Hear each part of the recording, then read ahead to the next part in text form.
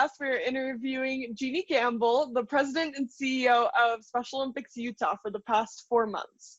And for those of you who haven't met her, we're about to. So, Nat? So, Jeannie, at KatnNat, our logo is a llama and a penguin because Katie loves llamas and I love penguins. So, what is your favorite animal? I would be a koala. Ooh, adorable. So koalas are well, you know, koalas are affectionate and take care of everybody and everything, but they're also very strong and protective when they need to be. So yes, we love that. Yes, and if you have not seen, they have a koala named Buster Moon. That's awesome. Okay, Katie, you're next. All right. What's your favorite color? And it's in parentheses, it says, no wrong answers unless you say clear, because clear is not a color. It's not a color, yes. I burst out laughing, actually, when I read that. I do too. Every time I read it, I'm like, that's a mood. So, I have multiple colors I like, and I will tell you why. Ooh. So, I've been a purple girl my whole life. Me too. You just became Nat's best friend. So many purple vehicles, and I just nicknamed them all Eggplant because I really like the dark purple. Nice. But you literally just became Nat's best friend. Oh, well, there you go. Hey, I'm glad it was that easy. Then I love blue because I have blue eyes. So when I wear blue or I'm around blue, it makes my eyes pop, and I find that people pay attention more when I talk to them and I'm wearing blue. So most of my important meetings and stuff, you'll see me in blue. I'm wearing blue right now. And then green because I am a diehard football fan, and the New York Jets are green and white. So I have had green on since I was like born.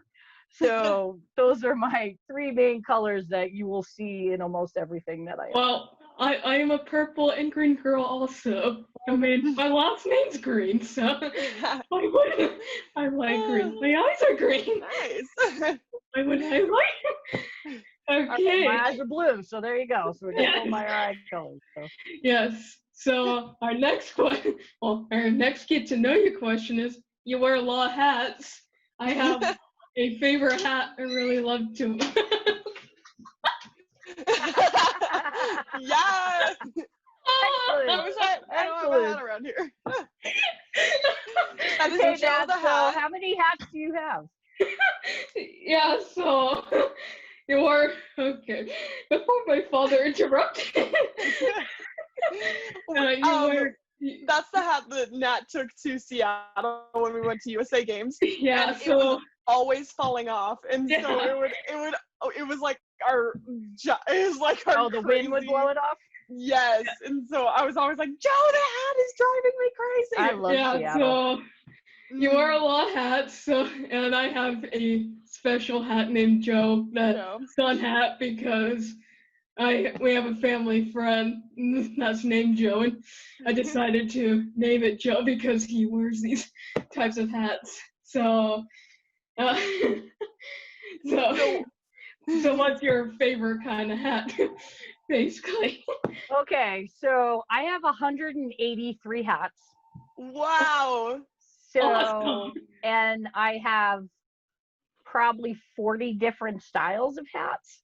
That's amazing. I have 3 hats in particular that are super duper important to me.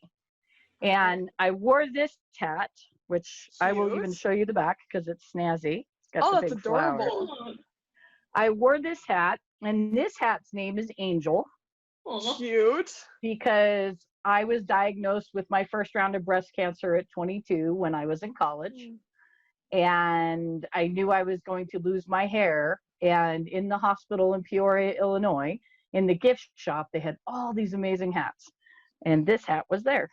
Oh, so this is the very first hat that I bought outside of ball caps and just, you know, your normal running around. This was my first kind of dressy hat. And so I have had this hat since I was 22. I will be 50 in January. So I've had it up for a little while. But yes, by far, this is the most important hat because this hat helped me get through my treatment. That's That awesome, is so Jeannie. incredible. And that is awesome that you got through the. Yeah, I had it twice, so knock on Yeah. wood. We're hoping Yeah. not for a third time. We had a friend that had it twice, and she's in a band called Cersei with her husband Rich, and Cool. they even have a song called Brave and Kind that she wrote when she first got diagnosed with cancer. So that is like a cancer anthem that I'd love to hear it at some time. Yeah. There's a chance you could let me know how to check it out. I'd really love to. Yes. We will give you the deets because that would be awesome. We know them, and we'll that's tell so you more incredible. about it. That's Anyway, cool. That's awesome. Just when I hear stuff like that, it just inspires more people to do amazing things like Mel did and like what you did. Keep fighting, and it's so great. Yeah. Willpower and mind power is amazing. How much it affects your health and how it can help you recover. I tell everybody I'm on borrowed time, and I appreciate every day. That's awesome. Awesome. Alrighty. So, on a lighter kind of, but different note. Hey, it's still a lighter note. Yeah, I'm exactly. here. So it's a good thing. What is your favorite TV show, and why do you love it? Okay, that's easy. Blacklist is my favorite TV show. That's it used to be The Sopranos, but Blacklist by far all-time lifetime favorite show. That's a good one. I've been a James Spader fan since he was in like Pretty in Pink and all that stuff way before you were probably even born, Natalie. Love that movie. And I loved him on Boston Legal, and I love Blacklist because I'm usually really good at guessing like an episode and how it's going to end and who did it or what happened. So it gets kind of like, oh, this isn't fun to watch. I already know what's going to happen. Yeah. I can never figure out what's happening on Blacklist. Every time I think I got to figure it out, something changes and it goes way the opposite direction. And it's the best kind. It is, yeah. So I love Blacklist. I follow his character on Twitter. I only follow 3 people on Twitter, and that is one of them. And he's not even a real person. He's a character. So yes, I am Blacklist hands down. Yeah, Katie is a Marvel fan, so she appreciated that he was definitely. Oh yeah, yes. Ultron, right? Yeah, and he also has the same hat as you. So I told you I have 3 favorite hats, right? Yeah. So my second favorite hat, I love Blacklist so much that I actually contacted James Spader and found out from him, because you know how he always has that black hat, that's awesome sharp hat. I found out what it was and I bought one. So that's incredible. So hat favorite number 2, I have the true Raymond Reddington Blacklist. That is amazing. That is awesome. So that is hat number 2. So yes, I vacillated which hat I should wear. Should I wear that one or this one? But this one's the most important and my first. So I was like, all right, this one's gotta go first. That is really awesome. Our next get to know you is name a favorite band or singer like a memory have that makes them special to you. Okay, so again, Nat, this is going to be pre-you. You might know his music though. There is an amazing singer named Billy Joel. Oh yes, I know. And Billy Joel grew up and lived on Long Island, New York, and that's where I'm from. And he used to rehearse for his tours at the Yap Pink police warehouse training area. And my grandfather and my father were both police officers. And I got to sneak in and sit by myself privately and watch Billy Joel rehearse for days and days and days on end. So I got like a bunch of private concerts of Billy Joel. So he is my number 1. Neil Diamond is my number 2. I've seen Neil Diamond almost 200 times in concert. So Yes, I am very passionate about everything that I do, including music. So Okay, awesome. That's cool. Alrighty. All right, so next one, what's your favorite soccer team? Let me think about that one. Take a wild I guess guess. I'd have to say Real Salt Lake Unified. Yes, I mean, of course, the one and only. Nat would kick my butt if I said anything else, wouldn't she? Oh, she would. No, I'm fine with anything. I mean, as long as that's the answer. I'm fine with anything as long as it's that one. All right, so those are our get to know you questions, and now we're going to go into our next question. Yep. So, dun, dun, dun, dun. We've now passed the fun questions. Now comes reality. Okay, I'm ready. Bring it on. We're good. So you have a master's in international marketing and management, and you were the general manager of an indoor football team, the Ogden Knights, and have a strong marketing background with your past work. What made you decide you wanted to work in the nonprofit sector instead of a corporate job? And how does your background prepare you to run Special Olympics? Okay, so that's a whole lot in one question, but we'll work our way through. I have been working nonprofit related one way or another since I was 5. Whether it was breast cancer walkathons before I even had breast cancer, Red Cross, blood drives, sponsoring blood drives, unified funds for organizations way before you guys. They used to have little cardboard houses that you walked around during Halloween and asked people to put change in. I mean, it's all sorts of stuff. So nonprofits especially have been in my life forever. That's awesome.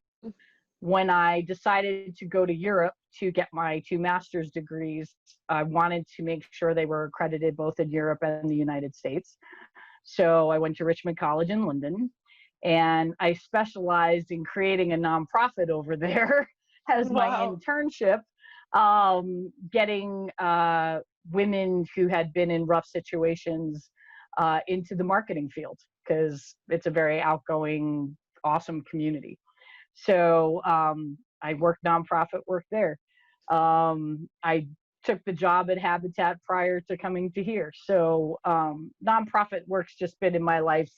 I've been on tons of boards. I did 17 Safe Harbor domestic shelter trees 17 years in a row. I mean, nonprofit related stuff has just been there my entire life. It's just part of who I am. I'm very much a how can I help you instead of taking care of me. That is so incredible. Best kind of person. So because of all that experience in all the different areas and all the different fields, my marketing more is of a support system of that. It allows me to communicate in more ways than just a normal conversation about the nonprofit world. Marketing is also awesome because you meet so many people. It's a very outgoing, interactive field. So you're not sitting in a cube all day. Most of the time you're out meeting people and doing all that kind of stuff. When I set up the Ogden Knights, I was the first female owner in the world of an indoor arena football team. And because of that, it opened up a tremendous amount of doors because everybody wanted to interview me because I was the first one. Yeah. So it gave me so many connections like all over the world.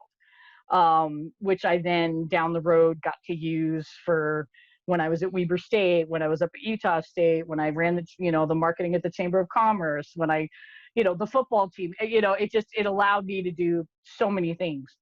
So I think all of that experience, all that variety, allows me to bring that to Special Olympics, to take our message and broadcast it on a much wider base than it's ever been done before.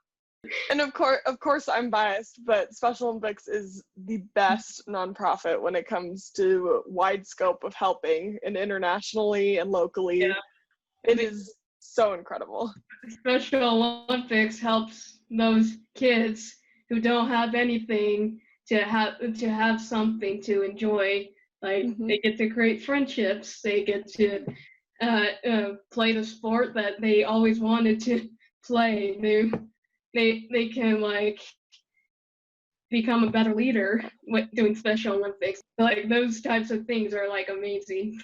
Mm-hmm. That's one of the things I love about Special Olympics is that it's, anybody at any age Mm-hmm. can be part of it. Yeah, my cousin Mitchell, he has Down syndrome, and he started Special Olympics about age 8, and he has loved it his entire life, and like he's still doing it, and it's just it's so incredible how you encompass like everyone, like truly everyone.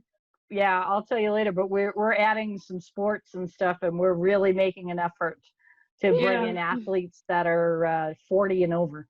That's awesome. So we're going to be making a big initiative for older adults as well this year. Awesome. So to your Habitat for Humanity work, Nat, do you want to do the next question? Yes. So you served as executive director of the Habitat for Humanitarian in Weber and Davis County, starting in 2016. While you were there, you led some amazing growth at Special Olympics Utah.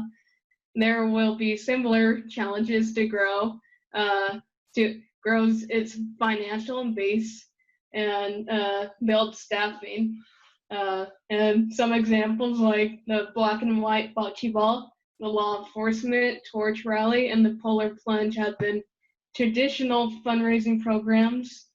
Are you planning anything exciting? All right. So for the first time ever, we are going to be doing a virtual online walkathon. Oh, that's awesome. With a silent auction for the week prior, all online. We are doing it on Pioneer Day because so many parades have been canceled and people aren't able to go out, right? So we're all at home and it's like, what do we do? What do we do? So we thought it would be fun to do a virtual walkathon, and we're asking people to dress up like pioneers. Oh, that's so fun. That's awesome. Be creative, or a team costume, or a family costume, or whatever they want to do. Nice. And send us video of them walking, whether it's in their backyard or around the neighborhood or whatever, or in a park, whatever they want to do. But yeah, we're going to Facebook Live it all day so that everybody can jump on and watch everybody else walking and kind of have like a competition thing going on. Awesome. That's so cool. We're asking the public, the athletes, college art students to design our Pioneer Walkathon shirt. Nice. And then we will announce the winner on Pioneer Day. And then all the athletes that register for it will get a shirt. And then those in the public who choose to register and get a shirt will get one as well. And the winner of the design, we're going to have about 40 athletes sign it. The entire staff's going to sign it, and then we're going to frame it and give it to them. Oh, that's awesome. So they can have a copy of the shirt that they've designed. That is absolutely amazing. Yeah, that's such a great way to get everyone involved with quarantine and all. Yeah, we're going to be doing stuff like that all throughout the year. Where I think we've set up for 7 contests throughout this next year. We're going to have an annual contest that people will design our theme logo for the next year. And we're going to announce it on New Year's Eve at midnight. I mean, we're going to be doing some really cool things. That is amazing, awesome. Jeannie. I know that athletes and families that are like sad that everything had to stop because of this pandemic will definitely be really happy and excited to be doing this. Yeah, and along with that actually with our next question. So kind of ties in. So with COVID impacting Special Olympics programs through stay-at-home directives like this one, athletes are eager to come back and train and compete. So what event are you looking forward to planning when you can get your team going for in-person events? So we actually have been working and planning this literally since the shutdown began in February. We are looking, knock on wood, to start practices for bocce, bowling, and golf in 2 weeks. Awesome. That's exciting. So yes, we are looking to phase it back in slowly. We're setting up very strict protocols and procedures and, making sure everybody is socially responsible and that we're doing everything the correct and appropriate way. And we're keeping in contact with the CDC and the state health department and also the guidelines, especially of Special Olympics International. Okay. And we are working on, hopefully in about 2-3 weeks, starting practices. Awesome. We're going to have an awesome surge of activity. I'm so excited. We are. We're planning on a fall games. We've actually changed some things. We're going to have a winter, spring, summer, and fall games. Instead of just 2 a year, we're going to have 4. Awesome. That way we can spread out the number of athletes that attend events so they're not so big. And then it gives people the chance to be in multiple big games instead of just 1 or 2. Yeah, that's amazing. Yeah, we're going to be spreading that all out. We're going to be adding pickleball. Oh, the best. So we're going to be adding pickleball this year. We're going to turn bowling from an invitational to an actual tournament style. Amazing. So that's coming back. That's amazing. We're going to bring volleyball back. We're going to have volleyball. Nice. So yeah, we've got, and that's just this year. Over the next 4 years, we're going to be adding 9 sports back. That is amazing. Awesome. I actually started Special Olympics with cycling. First time doing Special Olympics, I got a silver and a gold medal. Whoa, that's impressive. Yeah, no. My constant joke is that we had a unified bowling tournament that I did once, and we were very proud that we got bronze out of 3 teams. So hey, still bronze. It's okay. Still so I always say, I'm like, oh yeah, that's bronze in bowling. Like that's okay. Still a medal. Works for me. Anyway, that's awesome. Like sports that are coming back. That people will want to try is going to be really fun because I know that there's going to be, I have a friend from our Still Unified that will definitely love pickleball. So Kyle's going to really love that pickleball's coming back. Yeah, we're going to be adding a lot of winter sports. And make that program big again. The next 4 years. We'll have. My cousin will be so excited for that. I think we'll have 9 events within the next 4 years. Awesome. That's awesome. And that's so great because Utah's winter is epic. So. We had the Winter Olympics here. What? Yeah. So it's coming. So what's some more initiatives? Nat, you want to do the next question? Yeah, so our next question for you, Jeannie, is that Special Olympics has been coming up with quarantine activities like Fit 5 and the one that we did with Colorado, New Mexico. Oh, the Southwest Border Battle. Yes. So, and also like coloring and design competitions, photo contests, and video hangouts like the virtual bowling that we did a little bit ago with Courtney. These all have been great programs. Do you think there is interest in continuing to host these kind of events after the quarantine, after the pandemic and the quarantine is over? Absolutely. Actually, we're going to grow our online virtual program. I got off the phone, I think it was yesterday, with Microsoft. And when we move our offices, which I'm hoping to do in the next couple of months, we're going to have a room that I'm going to partner with them. That's going to be a gaming and technology room for our athletes. That's awesome. So Microsoft has closed all their stores. So our e-gaming competitions and stuff we had were held at their stores. So now we don't have the venue.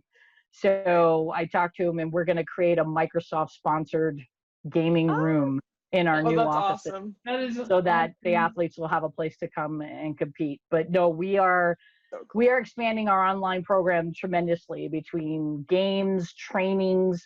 Our Healthy Athletes and Healthy Communities program is going to have a big online presence that Jennifer and I have been working on the last couple of weeks, and we've actually started to introduce some of it now. So lots and lots and lots of things will be coming. It'll probably be a third of what we do will be online. Yeah. I think with the pandemic, one of the many things that's come to light is how much internet and online connection can be a replacement for and like a help for organizations. Yeah. Like, and it's so good to be incorporating that. Like, we went to the first e-gaming competition in Seattle, and it was so cool having that there. So that's so exciting to have a gaming room for the athletes. And then I actually participated in last year's gaming competition at the Microsoft store. I was actually I was like the only one that had a one-handed controller. Yeah. So Cool. I really enjoyed the gaming competition, and I was looking forward to doing it again this year because, well, it's Rocket League. Yeah, we're gonna try to do it. You know, right now, unfortunately, with Microsoft making all the changes, it's gonna be a couple of months before we could do anything with them again. But it's definitely in the plans to do a lot more of that in the future. So our next question. What is your vision for the programs and the services that Special Olympics offers?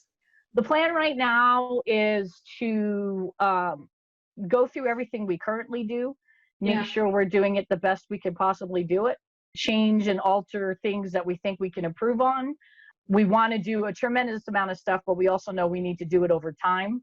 If we try and make too many changes too quickly, then we won't be good at anything. We'll be okay at everything.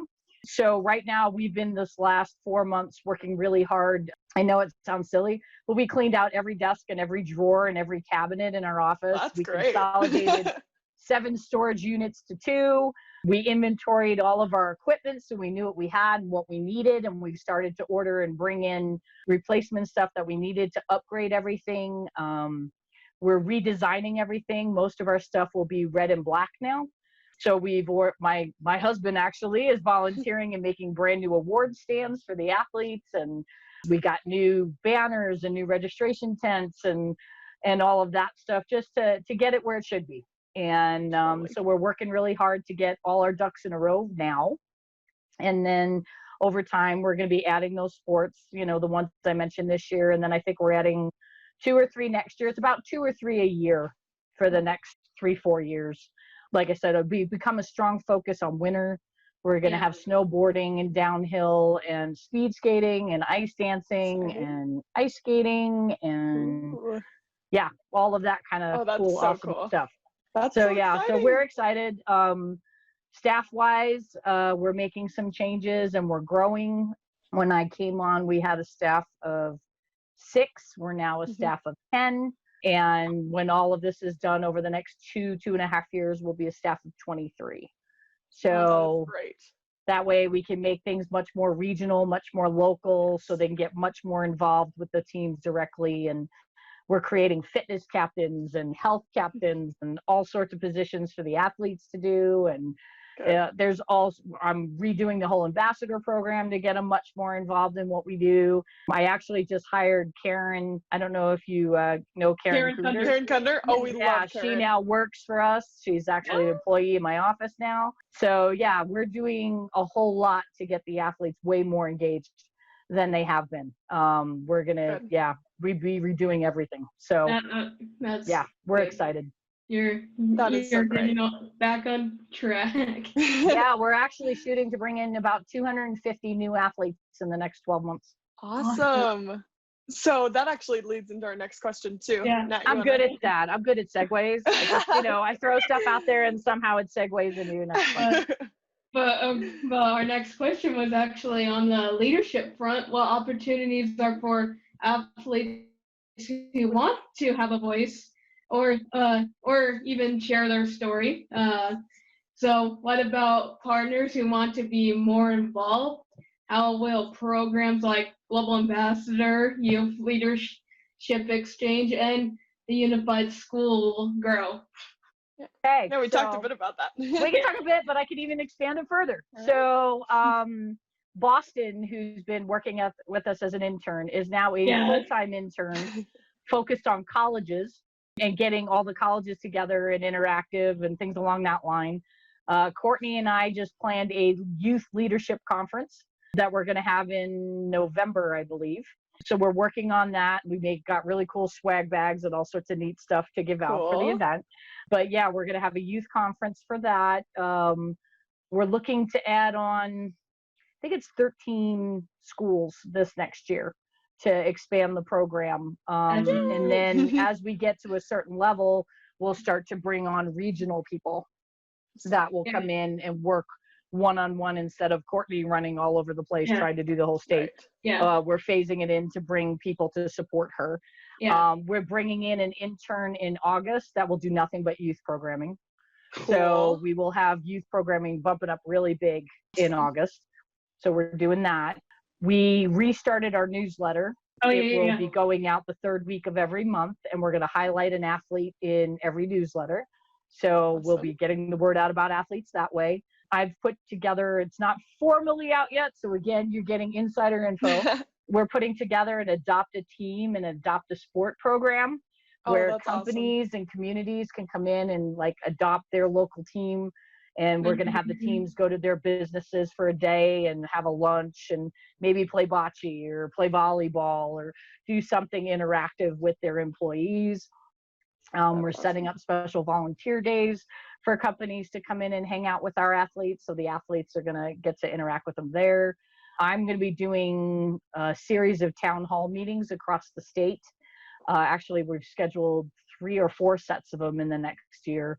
The first one is just for me to go around and meet everybody because I haven't had a chance, right? 5 days after I started, we go into lockdown. So people are getting all these emails and all this stuff from me, and they have no idea who I am. So I'm going to travel all over the state for 8 days and try and meet as many people as I can. We're going to go around and try and do conferences in February with all the school districts to get more schools involved, and we're going to be bringing athletes with us to those conferences so they can meet the athletes and do all of that. So there's going to be a lot more athlete engagement and involvement. I'm trying to put together a volunteer donor sponsor recognition breakfast in May. And there'll be an athlete at every table so that they get to meet them. So yeah, I'm working really hard to get the athletes way more involved than they have been. That's great. I especially like the college engagement friend because Boston and I both go to Utah State. I'm going to study I'm studying special education, and he organized the BYU USU unified game, and that was such an incredible way. So it's all the little programs that really make such a big difference. So that's incredible having so many. Yeah. So he's creating a whole rivalry thing throughout the whole state now. I think it's gotta get 12 colleges. So it's about to get a lot bigger. We're making a whole big rivalry thing. So these are all awesome programs, and this is kind of a long-term question. Well, this is what you said about USA Games actually is what Katie's about to say. So do you think it would be possible for Utah to become a host for a national Olympics event or for a youth leadership program during your time as president? Yes. And the answer is hopefully both. Yes. They are putting a youth leadership program with the USA Games in Florida.